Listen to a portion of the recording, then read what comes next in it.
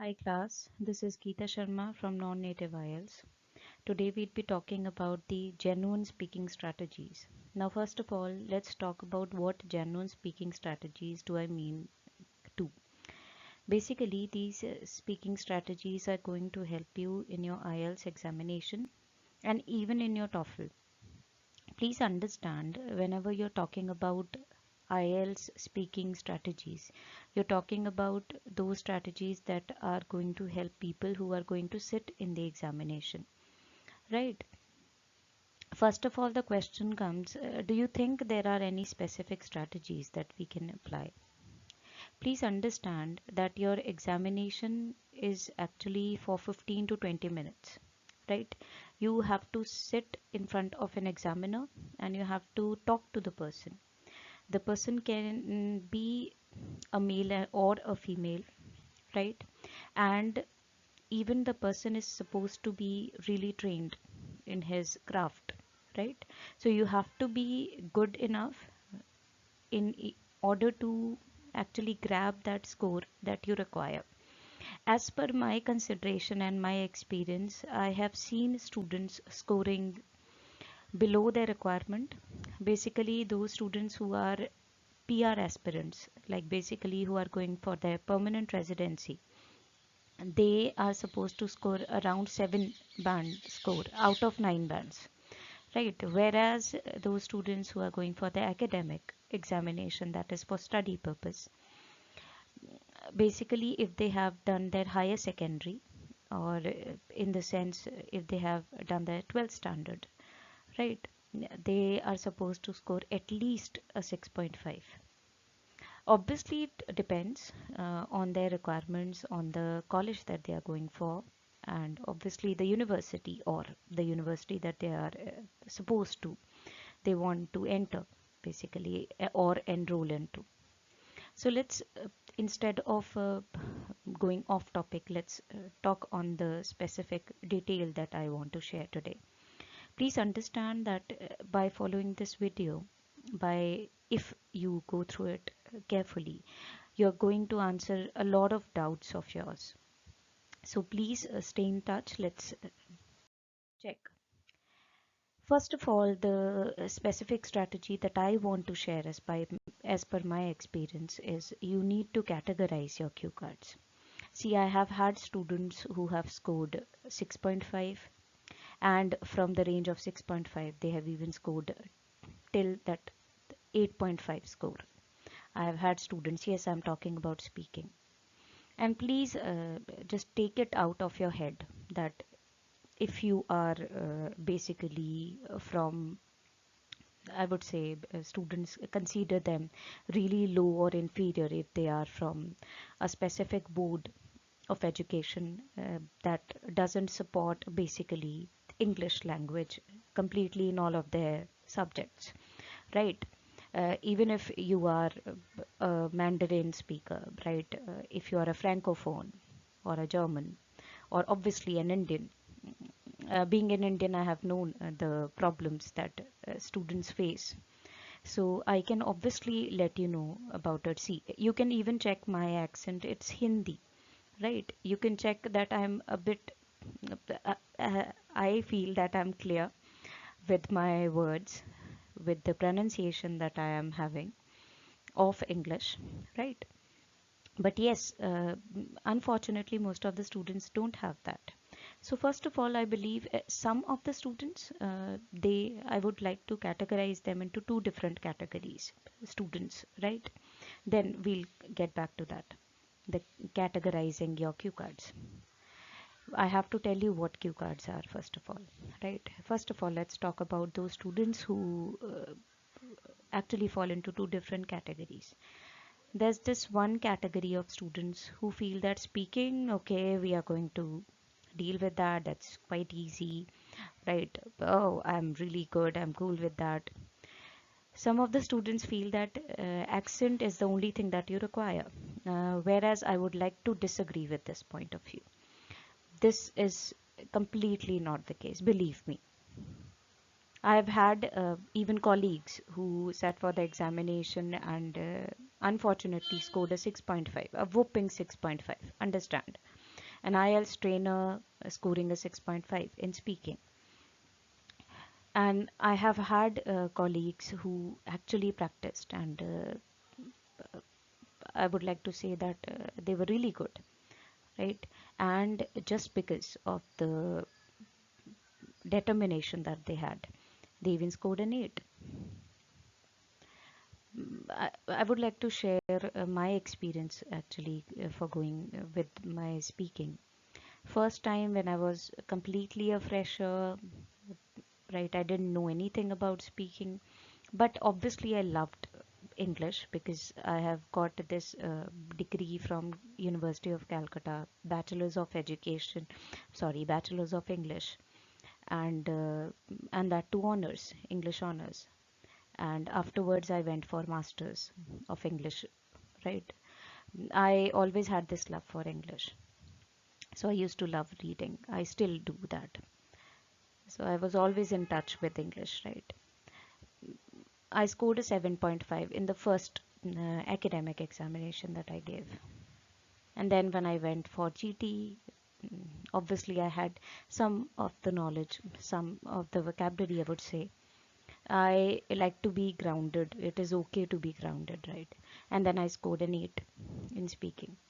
So I would say, see, the second category that I would like to talk about here are those students who feel that they are really inferior, okay, because they come from some um, non-native speaker background. They'll not be able to, right, score whatever their requirement is as per their obviously education that they have. I would like to say that both of them are wrong. Even if you think that you are from a CBSE or ICSE, right, board, you are, or any other board that actually has all of the subjects in English, thinking that they'll be able to score that requirement, that and that too in the first attempt. Don't be overconfident, please. I would like to say that from my heart. Please don't be overconfident. And on the other category, who think that they'll be able to score it just because they'll not be able to score it just because they come from a specific school or college, you are also wrong. Please understand, you don't have to feel really inferior just because of the school that you have. I always believe in the fact that your percentage, please understand, your percentage is not going to determine your score in IELTS. These two things are completely different. Obviously, if you have had English as your subject, and most of the students have, that is going to be a plus point. But that is not going to at all help you in scoring that required band score, right? Not completely. You need to check with the strategies. Now, today we are going to talk about speaking, and that too specific techniques that are really required to score whatever your requirements are. So you have to do practice. The most boring part here is practice. See, I'm not saying that you have to uh, like join me in the speaking sessions, or you have to take my course. Please understand, you have to you have to take a specific course from a reliable person who can give you a reliable feedback. The person can be anyone, but the person has to be reliable, right? Whoever the person is, I really don't care about it, but you have to be very good, right, in choosing. Please understand, you have to choose your trainer, and that too quite intelligibly. You have to focus a lot on that. Please go for a person who is reliable here. Let's move. What I actually mean by categorizing your cue cards, right? What I was actually talking about. For example, let me just give an example because it's always good to give examples, right? Understand it's a process and you need to practice. That's what I have talked about. You need to practice a lot. You need to focus a lot. you have to make sure that your speaking needs to be understandable and clear enough, right? I'll be talking about in parts, right, in speaking, specifically telling you what are the actually criterias that the examiner is going to look into. But please understand, sorry for this, please understand that you need to practice a lot and you need to keep speaking, but you need somebody who is supposed to give you feedback on that. Let's move. There are certain cue cards that fall under certain categories. Now, what do I mean by that? See, every year, like in two parts basically, our year is basically having 12 months, right? So every year after a period of 6 months, right, your cue cards change. Now, cue card is the second part of your speaking test. You generally have three parts in your speaking test, right? The first part is introduction, the second part is cue card, where you are given a specific topic on which you are supposed to speak for at least 2 minutes, 1 to 2 minutes. I would like to check it, like correct it here. And the third part is follow up. Here you have to talk about, I'm talking about only cue card here, right? There are certain cue cards that fall under certain categories. At the end of the video, right, I will be in the description box, I'll be linking a specific, I would say, link of cue cards that you can actually check out. These are the cue cards that will be actually asked in the January to April 2022 examination. You can actually rely on them and practice. I have provided certain sample answers also for that. By following it, you can practice by yourself as well. But please understand, you need a reliable feedback also. Let's move. Let's see an example over here. For example, person. So there are certain questions that cue card questions that actually talk about a person. For example, an old person from whom you have learned a specific skill. This is one of the cue cards that is being asked these days, right, in 2022. Suppose you're talking about an old person whom you admire. I've given an example prior to that, an old person from whom you have learned a specific skill, right? You'll have to add certain characteristics of him or her. By characteristics, I mean qualities, right? What actually makes the person special? Why do you like him or her? Obviously, gender differs. You can talk about a person who is your grandpa or your grandma, obviously, or your father or your mother, any figure whom you admire. How do you know the person? Obviously, you have to talk about the relationship also. The person can be your teacher also, right? You can talk about your teacher whom you admire a lot, etc. Now, this looks weird. I've given a separate bullet point for that, but etc. matters because the questions can be like, when did you meet the person, or how do you know the person? Instead of that question, there can be other questions also. You have to give an example, right? What made you actually follow the person? What made you admire the person, right? Such a question will require you to understand that examiner is looking for clarity. Now, what do I mean by clarity? You have to talk about certain parts of the question that make up the question. Why do you admire the person? Talk about a person whom you admire. So the questions will follow: why, how, what, when. It's those WH that you used to actually practice in grammar when you were obviously in your high school or school. Clarity on what the person actually means to you, right? You have to be very clear about it. And understand the flow needs to be natural. It needs to be narrated by the person who is sitting in the examination, that is the candidate. So here are the words that you can use to cover it up.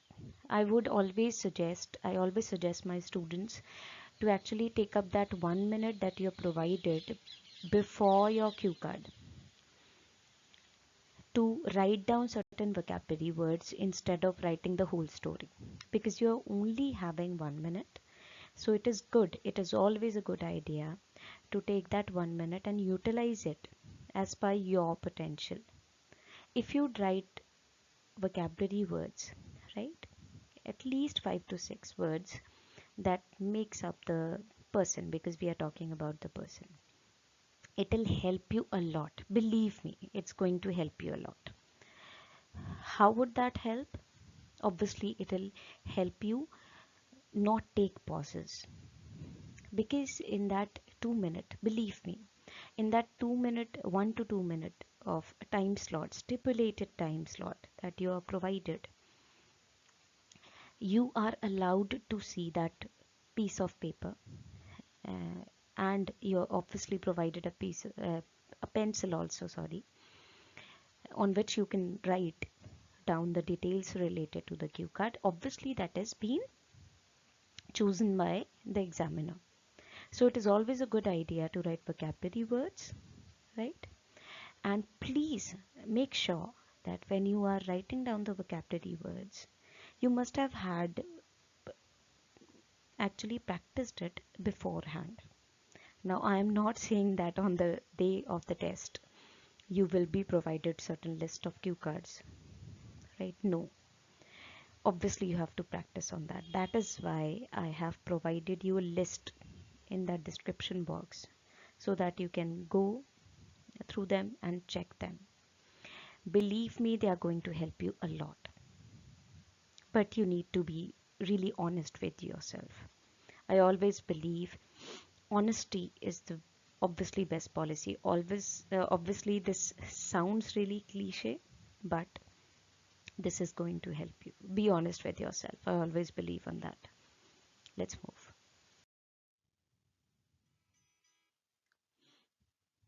Enigmatic, charismatic, funny bones, love for books. Now these obviously are positive vocabulary words, right, that you can follow. Enigmatic, charismatic, funny bones, love for books. Now it's not important that the person whom you admire loves books. So you can obviously alter. You can change, modify as per your, obviously, the person concerned on whom you are going to speak. But please understand that you need to use certain words that are considered uncommon vocabulary words. Now what do I mean by uncommon vocabulary words? See, I have been in this profession from like more than 9 years, for more than 9 years. See, I also make mistakes. Nobody is perfect. So I have seen students, and before that I used to teach English, right, in schools in Calcutta also, and in Punjab as well, in CBSE board. So I know how students respond to certain queries. Obviously there is a big difference between students who have had basically who have had to confront syllabus that was in English, and obviously whereas certain students who never had the opportunity, because obviously they didn't go with it, that regional language, they wanted regional language to be their language of correspondence and even their education, right? So please understand, you need to be using uncommon vocabulary words over here, even if you are irrespective from which school, right? You have to be using uncommon vocabulary words that we do generally use in our day-to-day language. You can even add vocabulary that is termed as phrasal verbs. Let me give an example of that as well. Alive and kicking. The person is obviously alive and kicking. Go gracefully. That is, the person who is not obviously ashamed of growing old. That means he or she has accepted, right, completely embraced his or her that age that he is actually, that's a natural process. So these are the phrases that can help you when you are building up a cue card, a specific, obviously, topic. Obviously, you can change as per your requirements, but please understand you need to use good words over here. Add certain variations into your sentences too. Now, what do I mean by that? See, in your speaking band descriptors, you can obviously check them on Google as well. I would give you a link of that as well, or I'll just add it, a specific slide into it. I would love to talk about them in a different video so that it will be really clear with you. So adding certain variations into your sentences is going to make your sentences rich. That's what I would love to call my sentences, rich sentences. That is obviously, it needs to be varied. The sentence needs to be varied, different, and obviously should have certain linkers into it. Let's talk about it. Not in detail. I'm not going into detail because I wanted to keep it not really lengthy, the video, but I wanted my students to understand what actually categorizing your cue cards mean.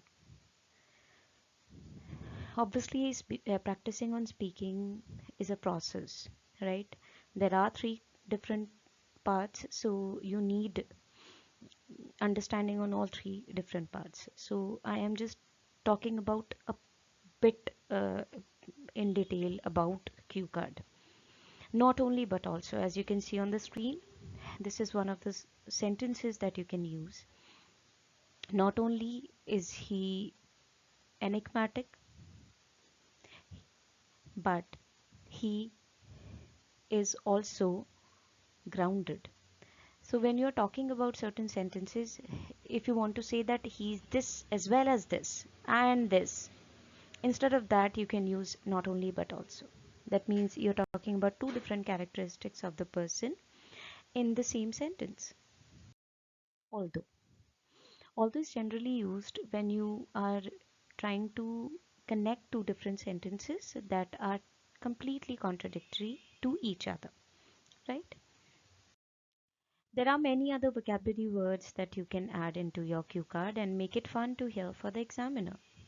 So please understand, you need to be really good in the process of practicing, right? But do you still remember the most boring part? And I know you remember that. Yes, you need to practice hard. Please understand, you need, and along with that, you need somebody who's a reliable person who can provide you the feedback that an examiner, that actually is close to an examiner's, right, feedback. Thank you so much for watching the video, and don't forget to like, share and subscribe to my channel for more informative content. Bye bye for now.